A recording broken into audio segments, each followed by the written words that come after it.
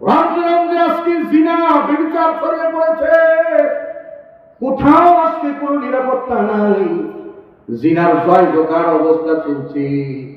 মানুষ বিভিন্ন রকমের সিনেমা দেখে বিভিন্ন রকমের কৌশলে মানুষ আজকে জিনা করতেছে। সিনেমার মধ্যে যেভাবে জিনা করা দেখায়, সিনেমার মধ্যে যেভাবে জিনা করা শেখায়, সেইভাবে মানুষ আজকে জিনা করতেছে। এই তো আমরা দেখলাম বাসের মধ্যে জিনা, ট্রেনে জিনা, বিভিন্ন জায়গায় জিনা করে জোরপূর্বক নারীদেরকে দর্শনের মতো ঘটনাও আমাদের দেশে পাওয়া যায়, ঠিক কিনা বলে? আজকে ব্যাপকতা বেড়ে চলেছে, নিরাপত্তাহীন হয়ে পড়েছে আজকের সমাজ। যেই সমাজ আজকে এই জিনা থেকে মানুষকে বাঁচাইতে পারতেছে না, মনে রাখবে এই ব্যভিচার থেকে ফিরাইতেও পারবে না, ততদিন পর্যন্ত পারবে না যতদিন পর্যন্ত ইসলামী হুকুমত কায়েম না, ততদিন পর্যন্ত জমিন থেকে জিনাকে চূড়া করে উৎখাত করা কখনো সম্ভব হবে না, ঠিক কিনা? কারণ একজন মানুষের দিলে আগে আল্লাহ রাব্বুল আলামিনের ভয় ঢোকাতে হবে। কোন মানুষ যখন আল্লাহর ভয় নিয়ে আসবে, আল্লাহকে ভয় পেয়ে যাবে, তো ওই মানুষটা জিনার কাছেও যাবে না।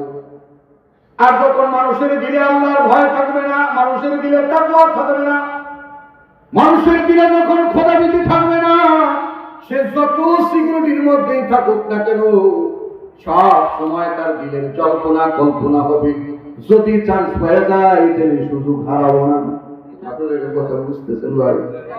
হ্যাঁ,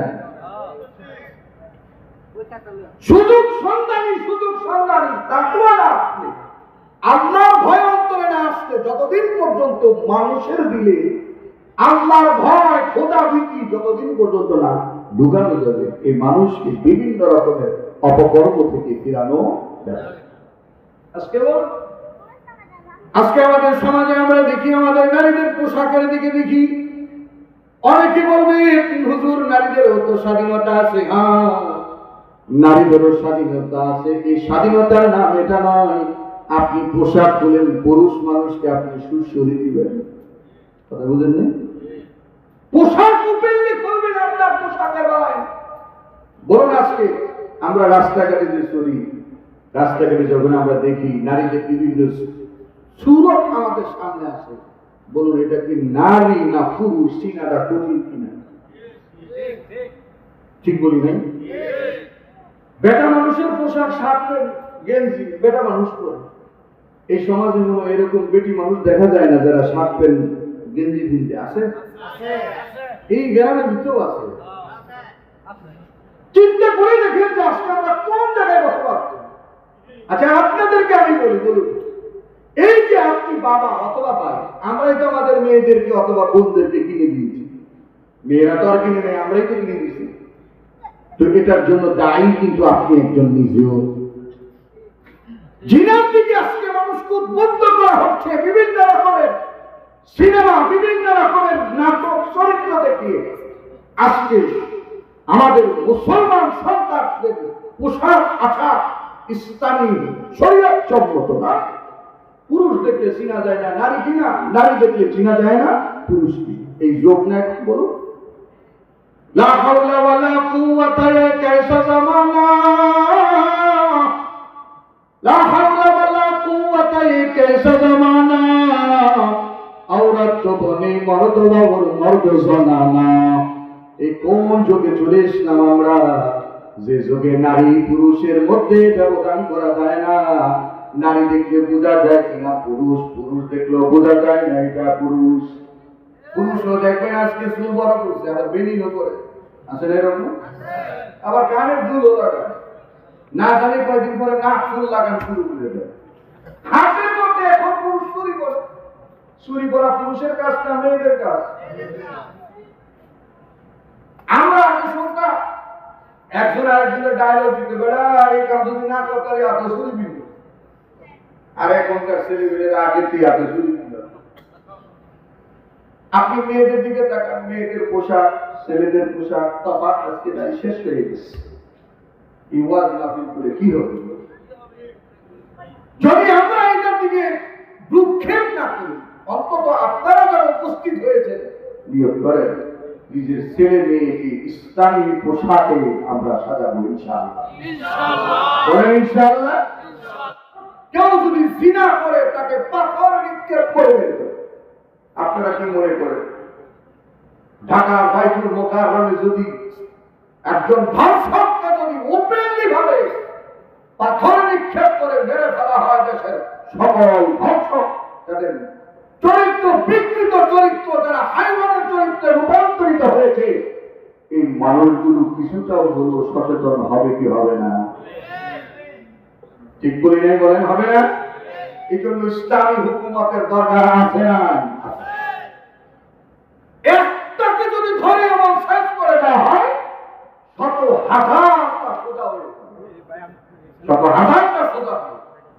একজন দর্শককে যদি শুধু ধর্ষণ না, ইসলামী হুকুমত আপনি যেখানে লাগান সেই জায়গায় কাজ করবেন। যেমন চুরি করার বিচার কি? হাত কেটে দেওয়া। চুরি করার বিচার কি? আর এই যে হওয়া চোর যদি চুরি করে তো চোরের হাত, চোরের বিধান। একটা চোরে যদি ধৈর্য হাত কেটে দেয়, ইসলামী হুকুমত আপনাদের বলছি না, চোর ধরা পড়েছে। আমাদের দেশে তো সিসকা চোরের প্রতি মানুষের নজর বেশি। দেখবেন বদনা চুরি করছে, অথবা বিভিন্ন গামছা লোটা অথবা মসজিদের দুয়ার থেকে স্যান্ডেল নিয়ে চলে গেছে। তো এই চোরের বিচার আমাদের দেশে খুব। যে কিছু করতে পারে না, যে দেখবেন প্যারালাইসিস হয়ে গেছে, সেও চাইলে একটা কুলি দিয়ে ওইল দিন, ঠিক কিনা? অথচ সে চুরি করছে 10 টাকা মূল্য। শরীয়তের মাসালা কি জানেন? 10 টাকা মূল্যের কম যদি কোন জিনিসের মূল্য হয়, কোন চোর যদি সেটা চুরি করে, তাহলে সেটা চোরের হুকুমে পড়বে না। বুঝাতে পারবেন? 10 টাকার মূল্য, যেমন মনে করেন এই কাপ 10 টাকা, এটা চোর চুরি করছে, তাহলে এটা 10 টাকার মূল্যের কম যদি হয়, এটা চুরি হবেই না। এটা শরীয়তের হুকুম। কিন্তু 10 দিরহামের চাইতে যদি বেশি মূল্য হয়, তখন সেটা চুরি হয়। আজকে আমাদের সমাজের মধ্যে সিসকা চোরের বিচার হয়, কিন্তু যারা আঙ্গুলের খোসা দিয়ে হাজার হাজার টাকা চুরি করে গেলে, বিভিন্ন জায়গায় দেশের টাকা বিদেশে বদলা করে চুরি করে, এ সকল চোরদের বিচার হয় না, ঠিক কিনা?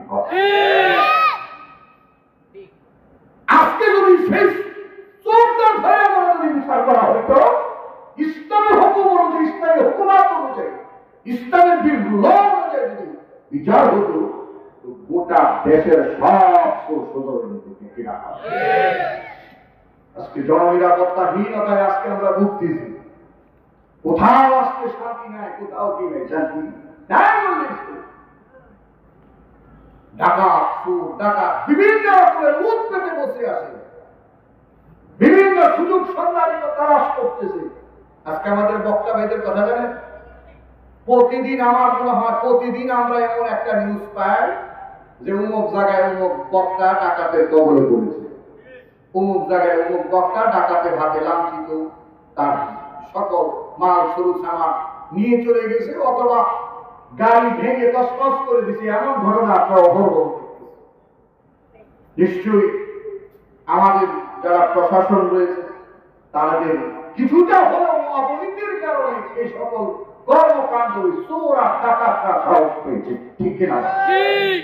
এজন্য নিজেদের ব্যক্তিগত দিক থেকে আমরা যেমন সজাগ থাকবো, তথাপি আমাদের দেশের প্রশাসন যারা আছে তারাও যদি শক্ত ভূমিকা অবস্থান নেয়, কসম খোদা গোটা দেশ সোজা করতে বেশি দিন লাগে না, ঠিক কিনা?